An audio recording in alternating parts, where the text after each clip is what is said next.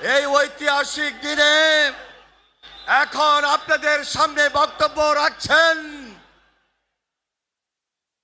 বিএনপির ভারপ্রাপ্ত চেয়ারম্যান জনাব তারেক রহমান স্বদেশ প্রত্যাবর্তন কমিটির সংগ্রামী আহ্বায়ক, জাতীয় স্থায়ী কমিটির সম্মানিত সদস্য জনাব সালাউদ্দিন আহমেদ এখন আপনাদের সামনে বক্তব্য রাখছেন।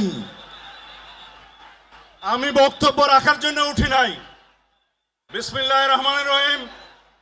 আলহামদুলিল্লাহ, আমাদের প্রিয় নেতা, আপনাদের নেতা, বাংলাদেশের গণমানুষের নেতা, গণতান্ত্রিক আন্দোলনের শীর্ষ নেতা, আমাদের আগামীর বাংলাদেশের দিক নির্দেশক, এদেশের গণতন্ত্রের রক্ষা কবচ, স্বাধীনতার সার্বভৌমত্বের রক্ষা কবচ, আমাদের প্রিয় নেতা, প্রাণ প্রিয় নেতা জনাব তারেক রহমান আপনাদের সামনে আপনাদেরকে ধন্যবাদ জানাবেন, জাতির প্রতি কৃতজ্ঞতা জানাবেন।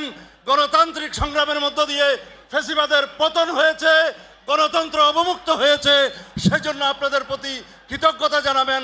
তিনি আমাদের মাঝে ফিরে আসতে পেরেছেন। আমি আহ্বান জানাচ্ছি বাংলাদেশের গণমানুষের নেতা, আমাদের প্রাণ প্রিয় নেতা, বাংলাদেশের আগামী দিনের দিক নির্দেশক জনাব তারেক রহমান, জনাব তারেক রহমান।